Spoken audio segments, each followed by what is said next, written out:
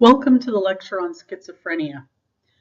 So some of you may have heard of the term schizophrenia before, and you may have heard of it used in an old-fashioned way. Schizophrenia is not multiple personality or split personality. That is a misconception, so please get that out of your mind. I've got some data there on your notes. Be sure you open your notes section of your PowerPoint slide. It's got a study guide in it, questions about everything that we're going over, and it's got some links to some really good information that will enhance your understanding. So remember, in this voiceover PowerPoint, you can't click on these video links. See, that's just a picture. But you can click on them in your version that also has the study guide in the notes section. Please watch this video. It's really good, by the way. So what is schizophrenia? Schizophrenia is a disease that's progressive and chronic. It's characterized by different categories of symptoms coupled with psychosis. Remember, psychosis is a loss of contact with reality.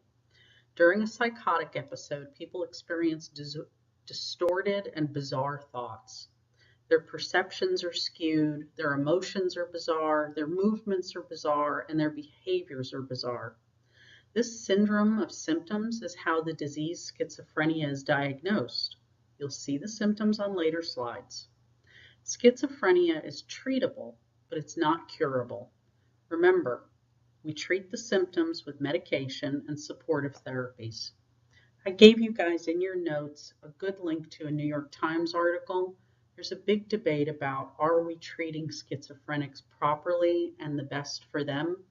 We used to institutionalize schizophrenics forever, sometimes the rest of their lives.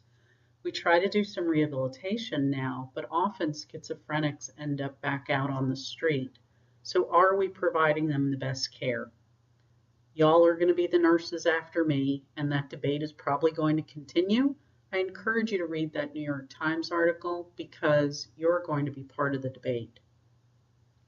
Please remember, as we go through this, we're talking about the diagnosis for schizophrenia as it relates to the DSM-5. The DSM-5 has different diagnostic criteria than the DSM-4. So please take a look at the DSM-5 in your textbook. For a diagnosis of schizophrenia, you have to have at least 2 of the specified symptoms. We'll get to the symptoms next. The symptoms of schizophrenia impair a person's ability to function in society. Remember, everyone's perception is their reality. If your perception is dramatically affected by psychosis, it's still real to you. So think about each symptom. For instance, could you hold a job if your delusion is persecutory and causes fear?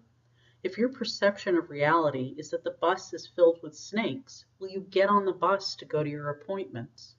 If your social behaviors include talking to yourself, how much human contact do you think you actually have? If your boundaries are blurred, are you comfortable being around others? And are others comfortable being around you if you don't know where your own body stops and starts? If you have schizophrenia, your confused, chaotic thoughts really impair your ability to think. It impairs your ability to speak, and it impairs your emotions. Because the behaviors of schizophrenics are bizarre, the general public tends to find schizophrenics frightening. Just like in your med-surg diseases, remember, not every person's symptoms of schizophrenia are the same. And depending on their symptoms, those with schizophrenia can actually be high functioning. Historically, schizophrenics, like I said, were locked away, but with the development of medication, especially the newer atypical antipsychotics, better community support, and a better understanding of the disease, this has led to better functional abilities and a better quality of life and better outcomes for folks with schizophrenia. And like everything else, those who adhere to their treatment plan, and for schizophrenia, that's medication, medication, medication, and therapy and support, those folks actually may hold a job, and some can live mostly independently. However, A great many remain disabled by their disease and may need continuous support with housing, medications, and ADLs. Symptoms. Let's talk about symptoms. This is very important to understand and differentiate. Positive symptoms. Positive means these are positive for the disease of schizophrenia. These are also called hard symptoms. These are the ones that let you know for sure it's schizophrenia and not another disease. So, positive symptoms are psychotic behaviors not seen in healthy people. People with positive symptoms lose touch with reality. The symptoms can come and go. Symptoms are delusions, hallucinations, associative looseness. Associative looseness is fragmented or poorly related thoughts. Ideas of reference. Ideas of reference are the false impression that external events have special meaning for the person. Echopraxia. Echopraxia is imitating movements of whomever they're observing. Ambivalence. What's ambivalence mean? It means that you can't commit either way. Preservation. Preservation is something where you fixate on a topic. You get stuck on an idea. There's bizarre behaviors that are positive symptoms. These are things like the inappropriate dress or movement or purposeless movement. There tends to be unusual social or sexual behaviors. Negative symptoms. Negative symptoms can be attributed to other diseases. Remember, to get a diagnosis of schizophrenia, you've got to have two of those positive symptoms. Negative symptoms are associated with disruption to normal emotion and behavior. These symptoms, like I said, are harder to recognize as part of the disorder of schizophrenia and can be mistaken for depression or other conditions. Flat affect, alogia, anhedonia, apathy, blunted affect, catatonia, and avolition or an absence of will are common negative symptoms. Please read the cognitive and mood symptoms that are also associated. And we're going to re-explore these symptoms as we get into the nursing process. Think about how all these symptoms are going to impair or alter a person's ability to work, have satisfying interpersonal relationships, be able to care for themselves, function socially, and how much this is going to impede their quality of life. Why is this slide here if it's no longer in use? All right, these subtypes are not in the DSM-5. This is an FYI or for your information slide to improve your understanding because you're probably going to hear these subtypes because some doctors and facilities, believe it or not, even though it's been years, have not moved from the DSM-4 to the DSM-5. Remember, the diagnostic criteria now doesn't identify subtypes. Subtypes were defined by the predominant symptom at the time of evaluation, but these truly are not helpful because folks with schizophrenia, their symptoms change from one subtype to the other. People have overlapping subtypes, so this caused problems with treatment, and it also caused problems with diagnosis. So if you come across these, the paranoid subtype, these are people who have persistent feelings of persecution, grandiose delusions, hallucinations, religiosity. They're often aggressive or hostile. The disorganized type is a grossly inappropriate affect. They tend to be flat, incoherent, have loose associations and disorganized behaviors. The catatonic type has no movement or lots of movement. They can either be catatonic, which is no movement, or have a peculiar excessive movement, like mimicking gestures and words. Remember, mimicking gestures is echopraxia, and words is echolalia. The undifferentiated type has mixed symptoms with disturbances in thought and behavior, and the residual type, they had a previously full-blown episode but don't currently display the symptoms. Residual was considered the mildest type of schizophrenia, where paranoid was considered the most affected type. So Not supposed to be in use anymore, but you're probably going to come across it in practice. So the onset of schizophrenia is either abrupt or insidious, meaning it comes on slowly and gradually or seemingly suddenly. Some patients can suppress their symptoms, especially those negative symptoms. Once the positive symptoms appear, the diagnosis is usually made. Oh, if you're confused right now and you don't know what I mean by positive and negative symptoms, please go back to that slide. It is crucial you understand that. So, in the years that follow the onset of schizophrenic symptoms, two patterns seem to emerge. One, where people never fully recover, but their symptoms shift in type and severity, and a second pattern where patients have periods of psychotic symptoms or a psychotic break, alternating with what seems to be a complete recovery from the psychosis. In the long term, symptoms seem to diminish with age, but after years of living with schizophrenia, often schizophrenics are not able to function independently, but some can live in group homes and some can hold very structured jobs with success. One of the biggest determinants here is adherence to medication regimen. Remember, meds don't cure the disease, but they do give the patient a chance at successful management of his or her disease. And the earlier and more aggressive the treatment, usually the better the outcomes. Schizophrenia affects about 1% of the population. It's usually diagnosed in late adolescence or early childhood, or early adulthood. It's extremely rare in childhood. Peak onset for men is 15 to 25 years and women is 25 to 30 years. The younger the disease manifests itself, just like every other disease, the poorer your prognosis is. Also, those who seem to have a gradual onset have a poorer prognosis than those who have an abrupt onset. Within a year of an acute episode, 35% of schizophrenics will have a relapse. And to be diagnosed with the disease, you have to exhibit 2 or more of the symptoms for a significant time, that's 2 or more of the positive symptoms, within a month, and at least one symptom has to be either a delusion, a hallucination, or disorganized speech. Go back to that DSM criteria. There are some related disorders that are definitely still in use. They are related to schizophrenia, but they are easily distinguishable from the disease. Schizophreniform disorder, this is symptoms of schizophrenia, but it happens for less than 6 months. Catatonia is no movement or lots of movement, like we talked about before.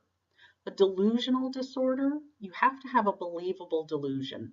Something like your husband's cheating on you, or your neighbor is a government agent. And you can check these things out and you find them to be untrue, like you hire a private detective to follow your husband. Everything shows that it's untrue, he's not cheating on you, but you still believe it. That's a delusional disorder, because remember, a delusion is a false fixed belief. A brief psychotic disorder usually happens because there's been a major stressor, and the symptoms of schizophrenia will last less than a month. A shared psychotic disorder, these are the kind of things that make the news all the time. A shared psychotic disorder is also called a folie à deux, which is French for the madness of two. I don't know if you all remember the Elizabeth Smart case. I gave you a link to that case if you want to read about it. She was abducted by a man who thought he was a prophet, and his wife also believed him to be the prophet, and therefore he was allowed to kidnap girls and rape them. The poor girl got raped every day. But the two people who did it were sharing a psychotic disorder. For you guys, it may be a long time ago, there was something called Heaven's Gate. These folks believed that the Hale-Bopp comet was going to bring on the end of the world. They called themselves the Luciferians. They all dressed in brand new white Nike sneakers and killed themselves. 39 of them died through this mass suicide. There was something in the 70s called Jonestown. Some of you may have heard of the incident in Waco with David Koresh. Those are all shared psychotic disorders. schizotypal personality disorder. These folks get diagnosed, they have odd, eccentric behaviors, and they may have some psychotic episodes. Folks with schizotypal personality disorder often will develop into full-blown schizophrenia. Comorbidities with schizophrenia. More than 50% of folks with schizophrenia have a dual diagnosis of substance abuse. Tobacco is the most common, but alcohol abuse is common in males, and also those have been institutionalized. You'll see alcohol abuse.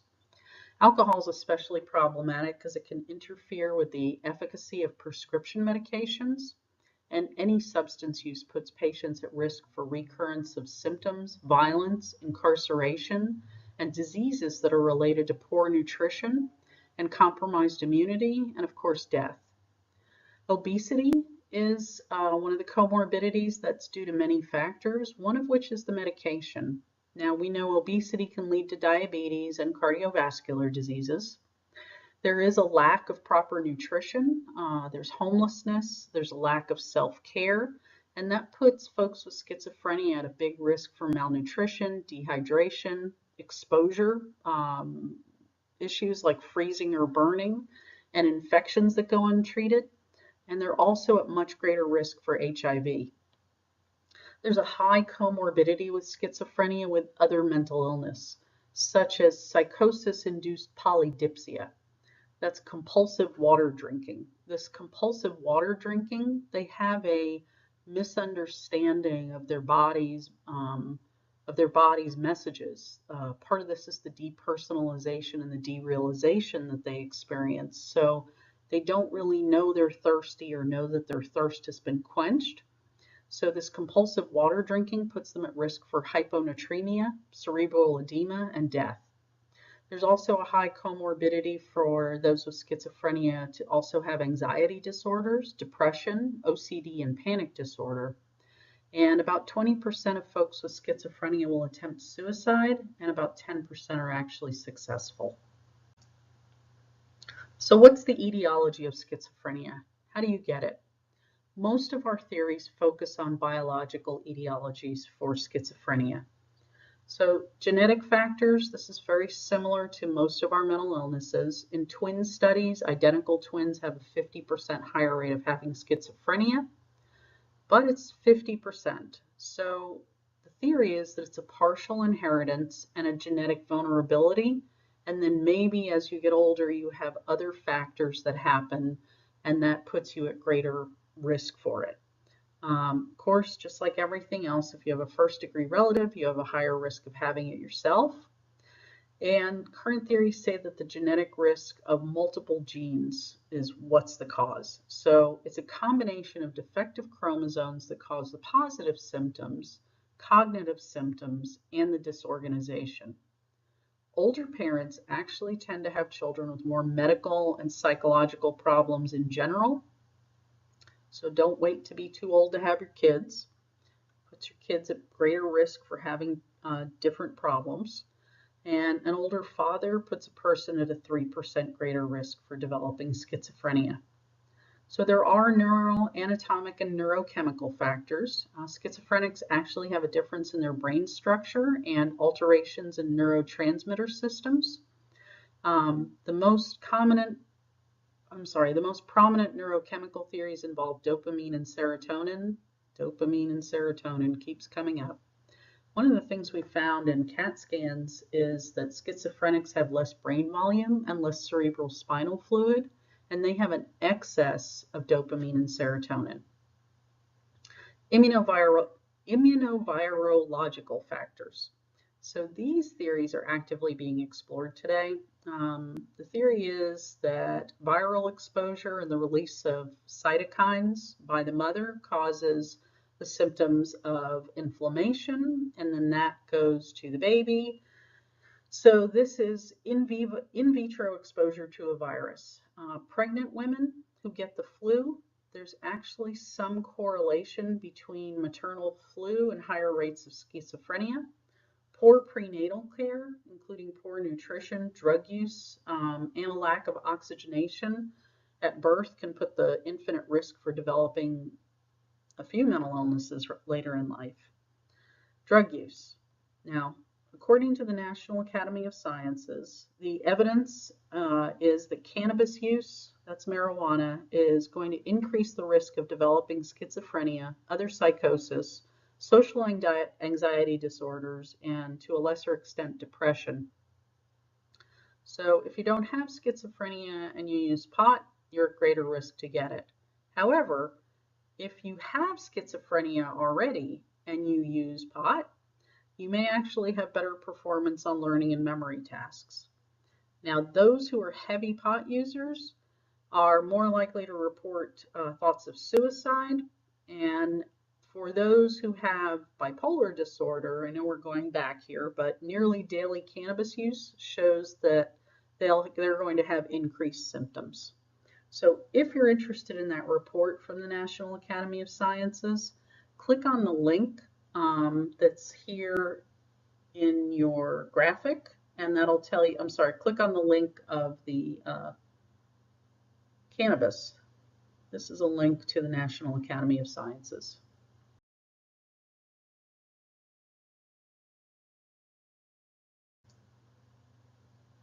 Let's talk about medications briefly. You have a much more detailed PowerPoint on the pharmacology. You really have to go over that. It's part of your objectives because the primary medical treatment for schizophrenia is pharmacology.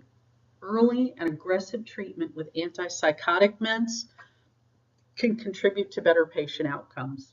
Medication adherence is associated with better outcomes and less relapse. Now, understand, each time somebody experiences a relapse of symptoms, the more likely they're going to have deterioration and dysfunction and eventually possibly be unresponsive to treatment. Let's talk a little bit about non-adherence. The rates for non-adherence with medication compliance with schizophrenia is between 12 and 65% for individuals who take oral antipsychotics.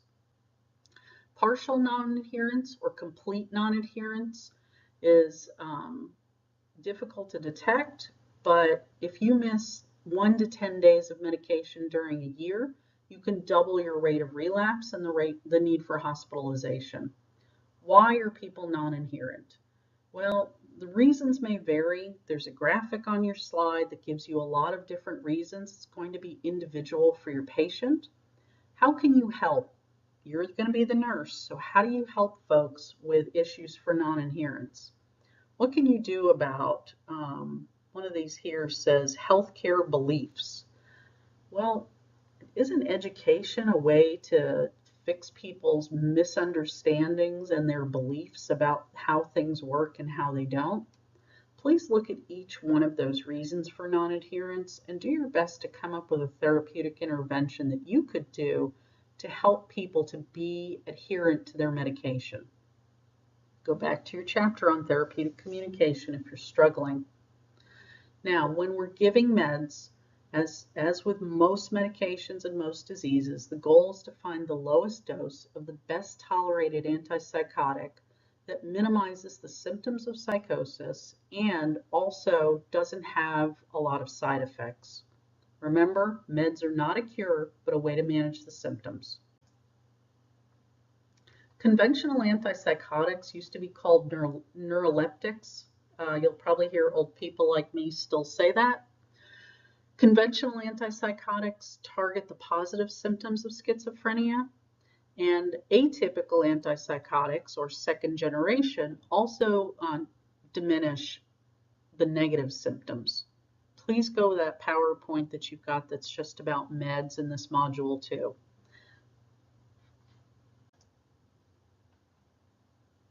Let's see if we remember the side effects from the medication chapter. So what is the extrapyramidal system control? Do you remember? Got to go back to your A&P. Remember, that's our involuntary reflexes, movement and coordination. So if you see somebody that has EPS or extrapyramidal side effects, you're looking for changes in movement typically. The movement's going to be fast, slow, or disorganized. In your book, there's some amazing tables all about the meds. Please look at those side effects and your appropriate nursing interventions for each one. You have to know these. Let's try just a few here on this slide. So remember, EPS is reversible movement disorder brought on by the med. So what if I say I can't stay still, I keep moving around? What is that one? What EPS is that? I hope you said akathisia. And what are you going to do about it? Oh, I'd look on those tables and look at that. It's important because this is pretty common. Now, acute dystonic reactions. Acute dystonic reactions are a medical emergency because people's airways can be obstructed by the muscle spasms. So look at those charts so that you know what to do as a nurse if somebody has the symptoms of an acute dystonic reaction. So what are some of the symptoms if somebody has pseudo-Parkinson's?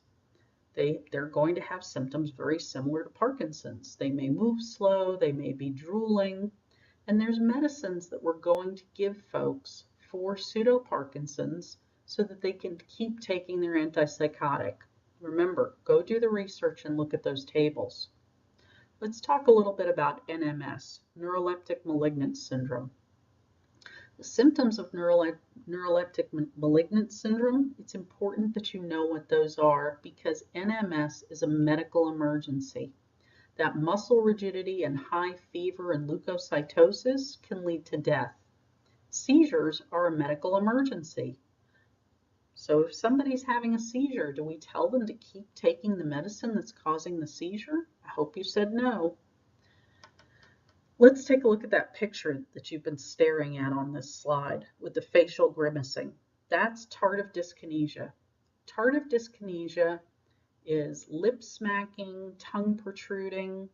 Those symptoms are irreversible, but if we can stop the medicine and change meds, it might arrest the progression of the tardive dyskinesia. So if somebody calls you up and says, hey, I'm taking my antipsychotic, but my tongue keeps sticking out on its own, you need to let the doctor know, and we're probably going to stop that med and have somebody come in, get an assessment, and I bet you they'll change their meds. In your study guide in the notes, it lists each one of these non-neurologic side effects and asks, what are you going to do as the nurse? So, a non-neurologic side effect for weight gain, for instance, if I tell you this antipsychotic is making me fat, what they're really telling you is, I'm going to stop taking this med. So what are you going to do as the nurse? We'll do this one together, and then you do the research on the others. So for weight gain, I'm going to do some nutritional counseling. I'm going to do some counseling about exercise. I'm going to do some counseling about emotional eating, right? So think about what you're going to do as the nurse for all of these. What are you going to do if the patient says that this is making me constipated and my mouth is dry? What if I said the med is making me dizzy when I get up? What if I tell you that I have a fever, a sore throat, and I feel awful? That's a symptom of agranulocytosis, which can lead to death. So what are you going to tell somebody as a nurse if they're taking clozapine and they're telling you that they're feeling like they're sick? You have to know that because it's important. They could die. So you better know what a normal white blood cell count is, right? Look, you have to know that even in psych. Don't forget to look at that PowerPoint about the meds too. They're covered much more in depth there. So although medication is really our primary treatment for schizophrenia, we also do psychosocial treatment. Individual and group therapies are mostly supportive. They give patients someone to talk to, somewhere to fit in. They give them a role in life. Remember how important it is to have a role. Having a role helps you with your relationship.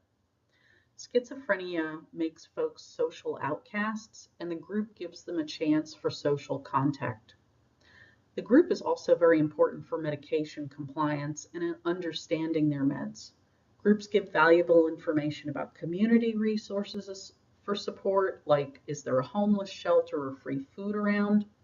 So please watch this short video about the ACT program. The video is from one in Toronto. I'm sorry I couldn't find one here for Texas, but they do a very nice job explaining what the ACT program is, the Assertive Community Treatment. ACT allows people to live in a community setting with a support team. It is one of the most effective approaches to community-based treatment. It is super client-provider intensive. There's a staff ratio of about 100 clients to 1 provider. So their purpose is to promote independence and provide just enough staff for a quick response if a problem is developing. They focus on problem solving, and they do this by providing services directly. They don't refer to other programs or agencies. So as a vocational nurse, you can work on the ACT team here in Travis County. The criteria for eligibility in Travis County is that you had to have had 2 psychiatric-related hospitalizations in the past 180 days, 4 psychiatric hospitalizations in the past 2 years, excuse me, or 1 psychiatric-related hospitalization where you had to stay for more than 30 days in the past 2 years. If you end up living in a really rural setting, you're not going to see the ACT treatment being done as much. Our other psychosocial treatments focus on recovery and stability, and those include helping patients get training with social skills. So with you, the nurse, they can practice role-playing and other techniques that improve their social functioning, and this makes it easier for them to live in the community. This is part of why it's so important that you get out from behind the desk and talk to your patients. There's something called cognitive adaptation training. This helps improve everyday functioning by teaching folks with schizophrenia to use strategies that compensate for their cognitive defects. They give them workarounds. Studies have shown that the use of individually tailored environmental support improves medication adherence. And what do we know about improved medication adherence? That there's better outcomes. So here's an example of that. Labeling your pill container and putting it in a prominent place with instructions for use. So that increased compliance, because we've done some adaptation to everyday functioning, is going to help them to have better outcomes. Cognitive enhancement therapy helps with the rehabilitation of social, cognitive, and neurocognitive deficits. So they work at recovery through structured groups and computer exercises. This is just a recovery phase intervention, and it's only for folks that are symptomatically stable, but who can still be but who are still socially and vocationally disabled. Family therapy and family education is crucial to healthy support for the patients, and it also helps with the stress level of the family members. Let's do our nursing process. So how do we apply the nursing process with patients with schizophrenia? So like everything else, first we're going to do assessment. As we go through these assessment components, do your best to classify each symptom as a positive symptom or a negative symptom. Boy, that's come up a bunch. I think you should probably know that. What's positive and what's negative? All right, so in the history, we're going to ask questions about, is there a previous history of schizophrenia? Is there a history of suicidal ideation? What's your current support system? What is your perception of your current situation? So how do we ask those questions? I'm going to say, please tell me about your day. Please tell me if you run out of money. Please tell me where you're living. Please tell me if you're ever angry. Please describe your support system. Please describe your housing. Please describe your medication. I'm going to ask questions like, have you ever felt suicidal? Have you ever had voices? Do you hear voices? About 10%, remember, of schizophrenics are eventually going to commit suicide. I'm going to ask questions about their history of drugs and alcohol use. I'm going to take a look at the results of any of their medical testing, and I'm going to review any data on previous treatment. I want to know if there's been arrests, if there's a family history of schizophrenia, or a family history or a history for themselves of any other medical illnesses. For their general appearance, you're going to expect your schizophrenic patients to be disheveled. They're going to be unkempt. They're going to have poor hygiene. Their clothing might be inappropriate. Now remember, this may have to do with their living situation as well as their disease. However, some folks may be dressed appropriately and may look, I'm going to use air quotes here, normal. In motor behavior, look at all those words. You have to know the meaning of these words. Now, their motor behavior may be agitated, restless, they may be some purposeless gestures, and we may see echopraxia. Look it up. Stereotypical behaviors, which are purposeless gestures, grimacing, psychomotor retardation, and sometimes near or actual catatonia. Waxy flexibility, that's a word you should look up. Continuing on assessment, we're going to assess speech. In speech, we may see word salad, echolalia, latency of response, associative looseness. So take a look at that box. It tells you some of the unusual speech patterns. Please practice those in your groups so you're familiar with them. You have got to know these terms. If I just said latency of response and you have no idea what I'm talking about, you need to look that up and you need to practice it with your study partners. This is our medical language and this is how we're going to communicate with other professionals. So you need to know what these mean. It's in your textbook. More terms. So we're also going to assess mood and affect. Remember, patients with schizophrenia can have a wide variety of mood and affect. They may have a flat affect, a blunted affect. They may have anhedonia. In their thought process and content, this is an area where the symptoms are very apparent because the disordered thoughts are central to the disease. They may have thought blocking, thought broadcasting, thought withdrawal, thought insertion, tangential thinking, circumstantial thinking, or alogia. All those terms are things you need to know. It's in your textbook. Oh, here's a wonderful slide. I like tables. Delusions. So we're probably going to see delusions. Remember, delusions are false fixed beliefs. Perception is reality, and the perception of and their perception is whatever the delusion is, so they act according to the delusion. No amount of reality is going to change their mind. That delusion is intractable. So what's our role? Do we reorient schizophrenic patients? No, no, no, no. Your job is to not support and not challenge the delusion. If you support it, you're reinforcing it. And if you challenge it, they're likely to become very agitated. So what do we want to do? We want to assess how complex the delusion is. So you're going to ask questions like, please explain that to me. Or what does it feel like, say, to be dead? Because that's kind of a frequent nihilistic delusion, that they believe my liver's not functioning. What does it feel like to not have your liver function? So you're trying to elicit a response so you can get a full assessment. When you talk more, you need to focus your conversations in reality.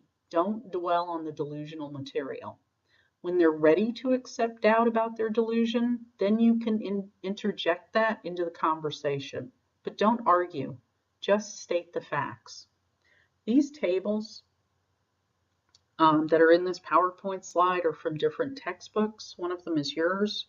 These are really useful for understanding the different types of delusions. So looking at these, what do you think are the ones that make people at greater risk for harm to themselves or others? Well, persecutory delusions are paranoid ones, obviously, because those are the ones that mean somebody's about to harm you. So you have to go back and think, how am I going to communicate with somebody who thinks that I am from ISIS and I'm going to kill them, or that other patient is from ISIS and they're about to kill them?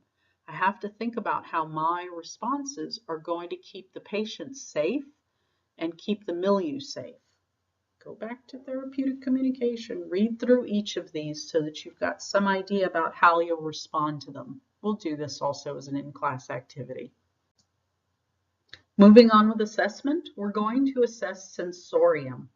So hallucinations are a hallmark symptom of schizophrenia. So what's the difference between a hallucination and an illusion?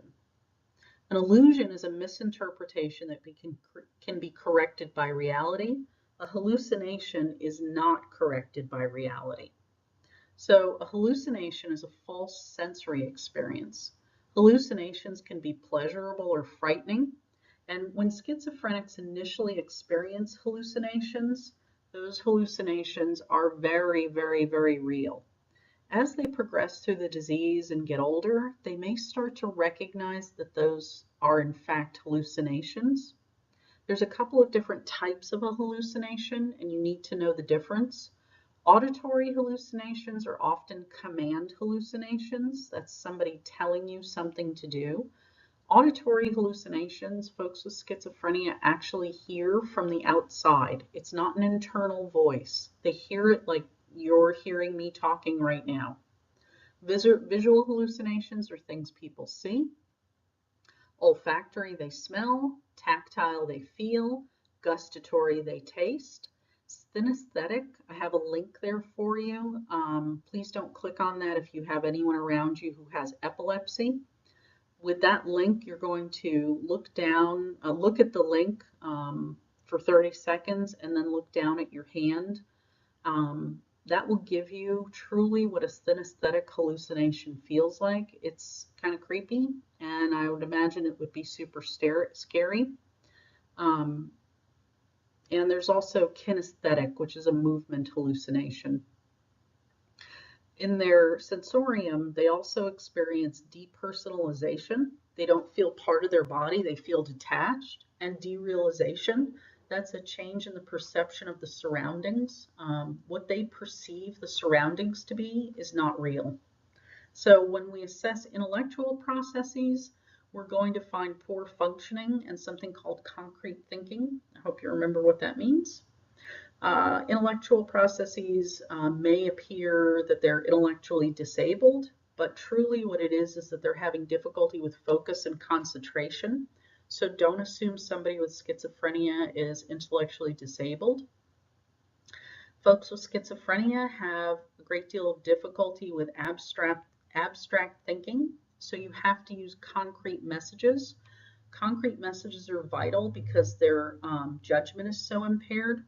So let's talk about an example of that. Concrete thinking, if I said to you, take all your medicine, you're going to swallow every single medication that you can get your hands on. When really what I meant abstractly is take all the medicine I'm handing to you. So I'd hand a patient with schizophrenia a cup of meds. So to deal with their concrete thinking, I would say, take the medicine I just handed you. Do not say take all your meds. They will take all the meds that they have that they can get their hands on. So still on assessment, we're going to assess judgment and insight. Their judgment and insight is usually impaired. Remember, insight is the ability to see cause and effect. So if I said, how will you get your medicine?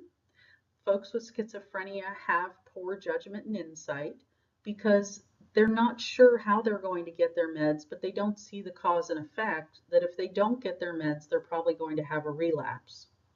Their judgment is hampered by their disordered thought process and their inability to accurately perceive their environment.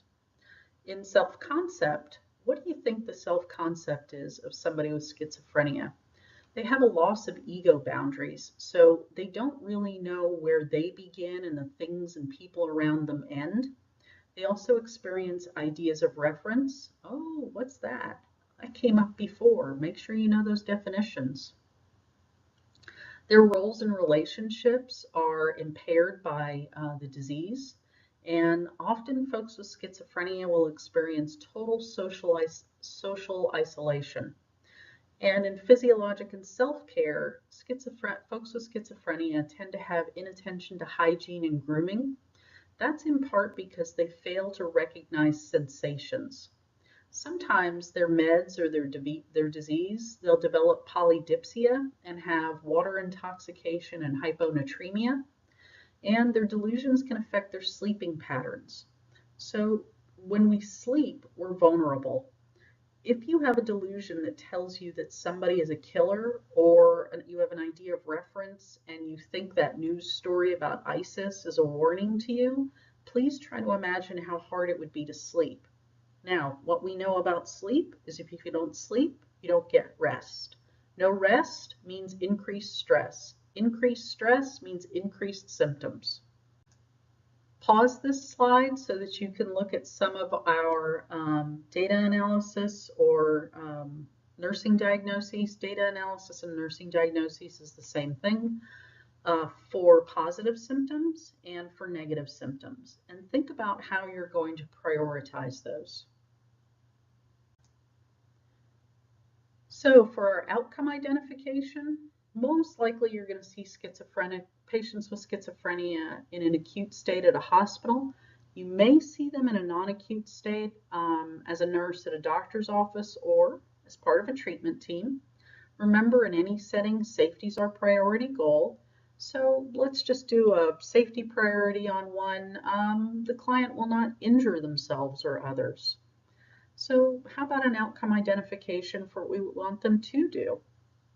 The client will establish contact with reality, interact with others, express feelings and thoughts in a socially appropriate manner, participate in therapeutic care, maintain routines for sleeping, eating, and grooming. And how about the client will have medication compliance? That's super important. Let's talk about our interventions. Remember, safety is our priority for everyone. So how can you tell if a patient is going to be hostile or aggressive?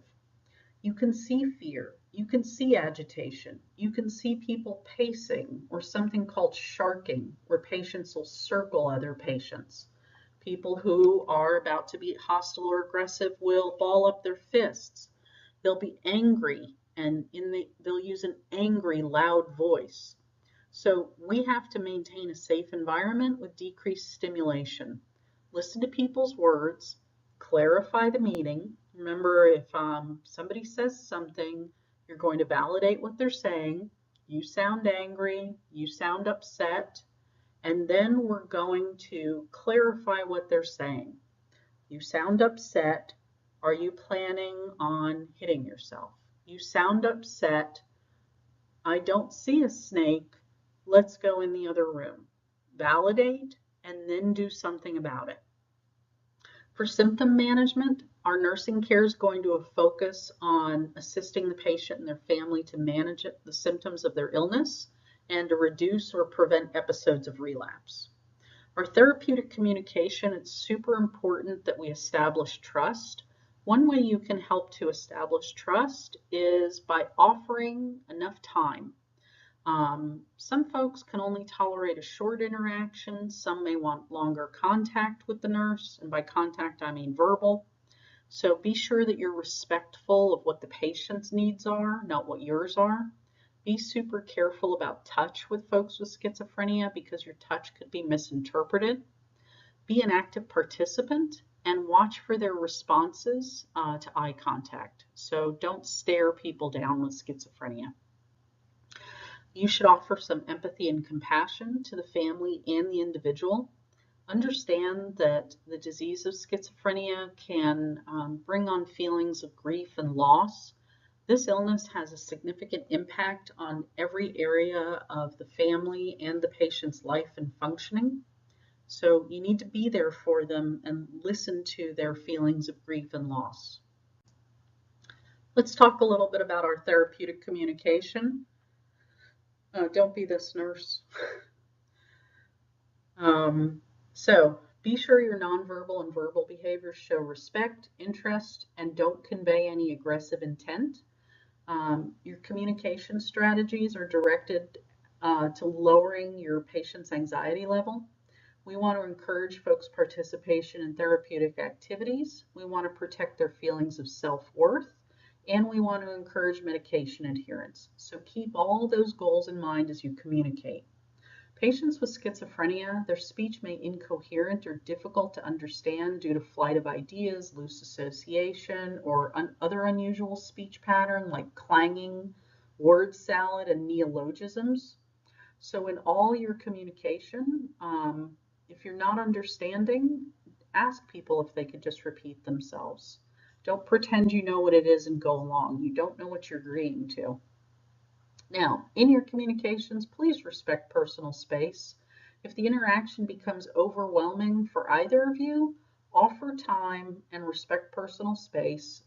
Sometimes folks with schizophrenia may want to be alone, but not always, and they shouldn't always be alone because that super interferes with their ability to connect with reality. Your reality, it's important that you talk with them. So clarify your nonverbal communications, and sometimes it's more effective to try to understand your patient's nonverbal behavior. So you're going to observe for increased anxiety, fear, or agitation. Some therapeutic communication skills that are effective are offering self. If you don't remember what that is, go back to your therapeutic communication chapter and read about it. Also effective is positive regard, making observations. Interventions for delusional thoughts. Remember, we're going to focus on reality. No confrontation or reinforcement of the delusion. We're going to do distraction and maintain reality. Interventions for hallucinations. It's super important that you learn about the hallucination so that you can understand what it is and if it's dangerous. And it also helps the patient to understand it. Use reality-based activities when you're working with folks that are having hallucinations, things like playing cards. Don't leave people alone who are having hallucinations. Contact maintains reality.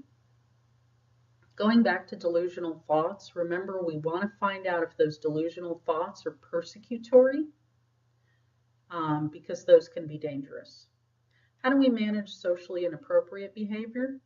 We're going to redirect. Be factual and non-judgmental and teach people social skills.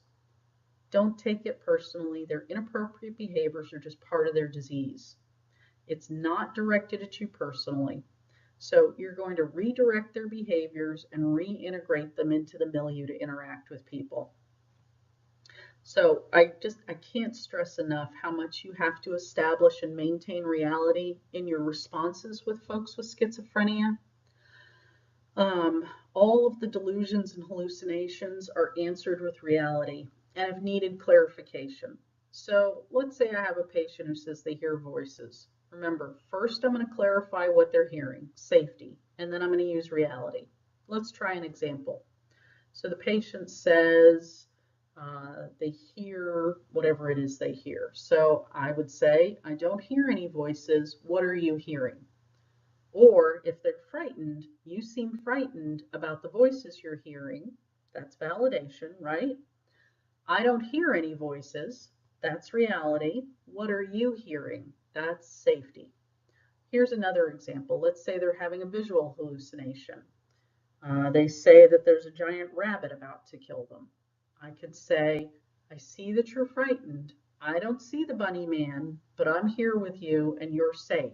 So what did I do? I validated, I presented reality, and then I told them they're safe. See? So carefully present reality. Don't argue about the delusions or hallucinations. If they insist there's a bunny man there, I'm not going to tell them, no, he's not there. I'm just going to say I don't see it. So presenting reality and voicing doubt is therapeutic, but please be careful about trying it as a student. Talk with your clinical instructor before you do it, because doing those things really requires the establishment of trust and a good rapport, and it takes a little bit of experience to use these techniques properly. Let's talk about our interventions in managing the milieu. Remember, a therapeutic milieu provides safety structure, decreased stressful stimuli, useful activities, and opportunities for positive social interactions. Folks with schizophrenia are not more prone to aggression than any other mental illnesses. In fact, they're much more likely to be the victim of a violent crime. Those with schizophrenia who are violent, usually that's going to be a family member. It's not usually the staff at the facility. Aggressive behaviors like danger to themselves or others may be why they're admitted. And if you work there, that may be why you're seeing them. But often folks are off their meds when that's going on. So managing aggressive behaviors on the unit, these are not just useful management techniques for those with schizophrenia, but general unit management. So what's a structured environment? Give yourself some examples. What's structure in your life? Don't you get up at a certain time, bathe at a certain time, brush your teeth at a certain time?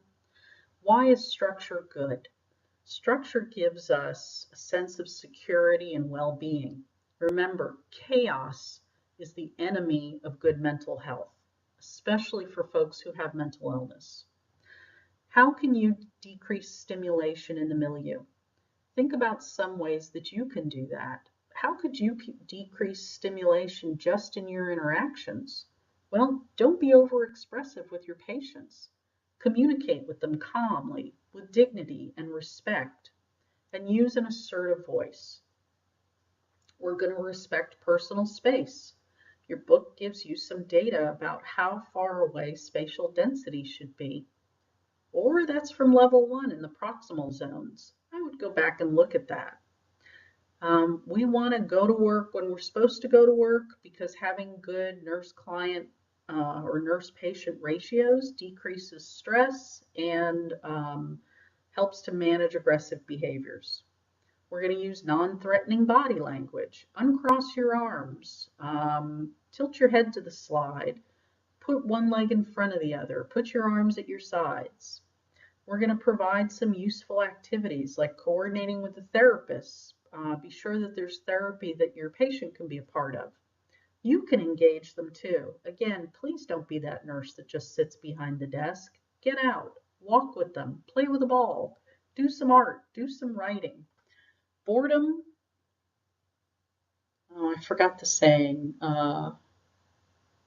something about the devil's hands and boredom. Well, anyway, boredom breeds problems. So don't allow people in the milieu to get bored or they'll create entertainment for themselves. So provide positive social interactions. They need to interact with you and have normal social interactions. What you're doing is modeling and role modeling, and that's going to help manage aggressiveness. So also you've got to have some awareness. Your interventions need to be directed towards the reduction of risk. So you have to be aware of the environment and what in there can increase risk. You've got to know if there's developing problems. When you do a report, you're going to find out how much somebody slept because a lack of sleep can lead to aggression. Be aware of anyone who's experiencing any command hallucinations, paranoid ideation, and impaired judgment because those things can increase the risk for aggression. Patients who are actively experiencing positive symptoms are associated with a higher risk of aggression. And those with a high level of negative symptoms have been associated with a decreased incidence of aggression. So this cartoon gives you a little like know where you are. Yeah, wagging your tail as a cat is not the same as a dog, right? More nursing interventions we're going to do. This has to do with education for our clients and their family. So we're going to teach about support groups. We're going to teach them how to develop a prevention plan and how to manage stress, effective coping, that it's important to comply with treatment, that it's important to avoid drugs and alcohol, and generally how to stay healthy, exercise, good nutrition. We're also going to teach about signs and symptoms of relapse.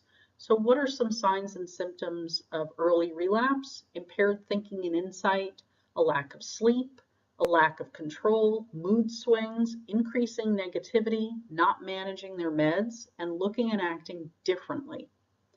We're going to teach about self-care. So we need to teach about hygiene, proper dress, Now, when you're doing this teaching, please use short, easy to understand sentences. Don't be that nurse that tries to impress everybody with all your fancy language. That is not going to work for your relationship with your clients. Short, easy to understand sentences, and allow them the time they need to care for themselves.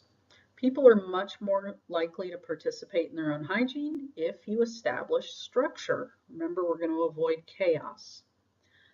We want to have good habits and a routine to your self-care.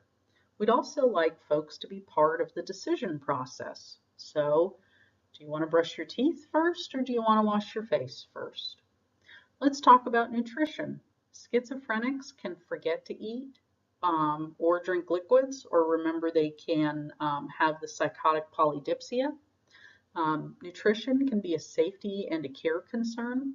So after assessing their INOs and establishing a pattern to meals, that's important. Remember, some of our schizophrenics, if you're working in a doctor's office, they may not be eating because they have a lack of money. So you want to assess their needs and know where to help them find community support. We can help with social skills. We can practice social skills and do modeling behavior. Remember that social isolation is a problem, and they've often not had enough practicing in social skills. Maintaining medication adherence is essential to their outcomes. We have to find out why people stop taking their meds if they stop taking them, and usually it's a side effect, or it can be their faulty memory, can be funding. So we're going to ask those same questions. What is it about your meds you don't like if somebody stops taking them? We can help people get pill boxes to help them remind to take their meds. There's social services out there to help with funding. And sometimes people will actually stop taking their meds, and this is their faulty thinking with their disease because they think they don't need it anymore. So what can you do as the nurse? You can do teaching about the disease and the role of their medication in their recovery. So for evaluation, we're looking for safety. Is there a reduction of symptoms? Are folks adhering to their treatment plan? Can they function with some independence, either in a group home or a community setting? Do they use the resources they need to get their meds? Are they going to therapy for support? Do they understand their disease? Does their family understand their disease? Does everybody understand the symptoms of relapse? And are they able to develop some level of self-actualization? Do they have a satisfactory quality of life? This slide gives you kind of a big picture on the role of nurses and how each of our interventions can have a short-term outcome change and a long-term outcome change. Remember, the more we can improve these proximal outcomes, the better the distal outcomes are. So remember, to get to these hyperlinks, you can't do it on this VoiceOver PowerPoint. You have to do it on your one with the notes and the study guide in the notes. So what is a commitment? What is a protective order of custody? So this hyperlink takes you to the Travis County site that tells you about commitment. This hyperlink takes you to the Texas state statute on detention and transportation without a warrant. Remember, in Texas, people can be detained for 48 hours. That's business hours to determine competency. Other states, it's 72. You may have heard of 5150 or Baker Act. That's 5150 is California, Baker Act is Florida. California, Florida, and a lot of states, it's 72. Texas is very concerned with individual liberty, and it's 48. An order of protective custody, this can be issued by the probate court if somebody is found to be a risk of serious harm to themselves or others. Details about an OPC are in this commitment link. So I have given you services that tell you about what we have here in Travis County. So this tells you about integral services. This is a taxpayer-funded program that serves adults, children, and family with mental illness or intellectual disability. People can have psychiatric evaluations. There's a 24-hour crisis intervention, medication treatment, inpatient treatment. You can also find out about employment for yourself or for your patients, vocational services for them, service coordination, family support, respite care, housing, information and referrals, supported living and residential services. Integral Services also provides community services in the home, on the street, or other sites as needed, and they are the folks here in Travis that do the ACT team.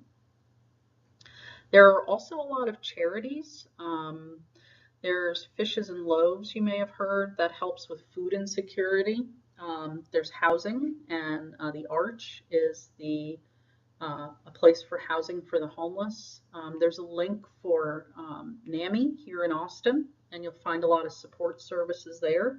I want to go back and talk again about least restrictive environment. This is a legal consideration. So whether or not somebody is whether somebody's voluntary or involuntarily committed, people still have the right to the least restrictive environment. If I've just said least restrictive environment and you have no idea what I'm talking about, please go back and look at your legal ethical.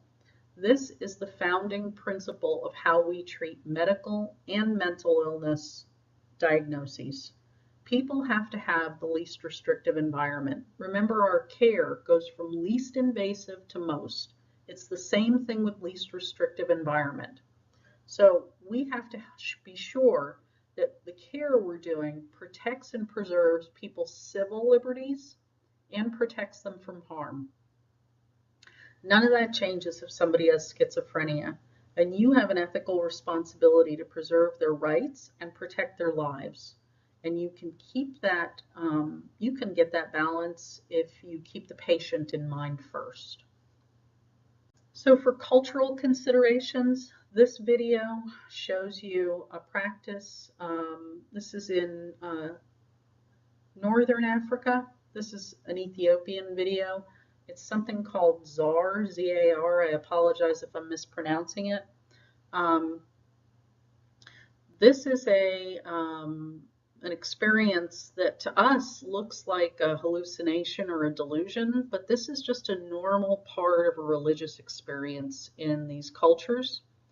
There are other culture-bound syndromes, meaning they only exist in those cultures.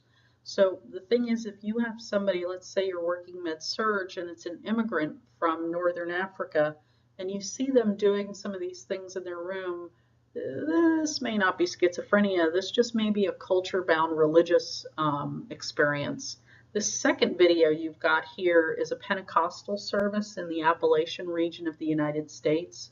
When you do play this on your voiceover, turn it down. I'm sorry, it's a little loud.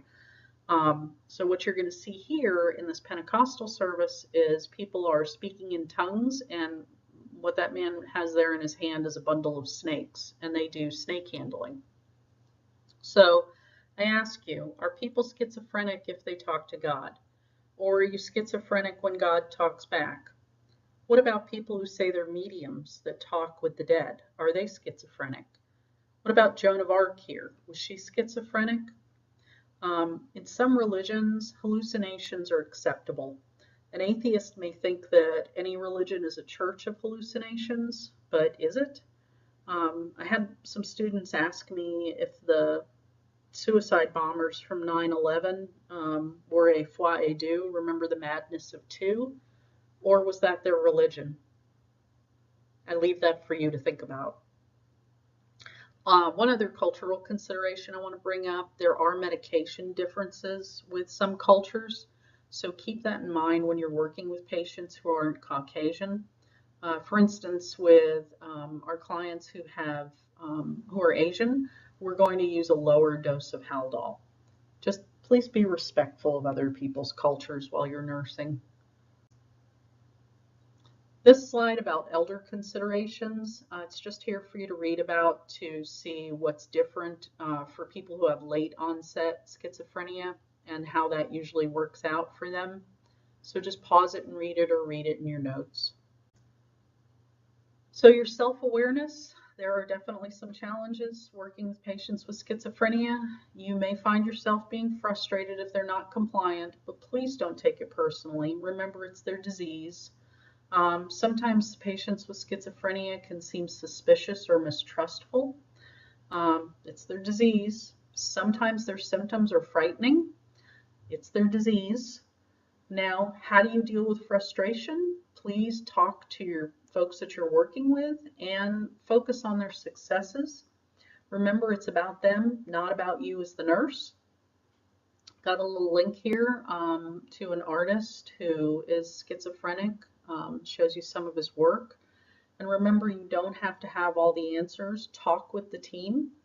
In your notes, I've got an interesting link to an article from Wired magazine about how folks with schizophrenia are not fooled by optical illusions.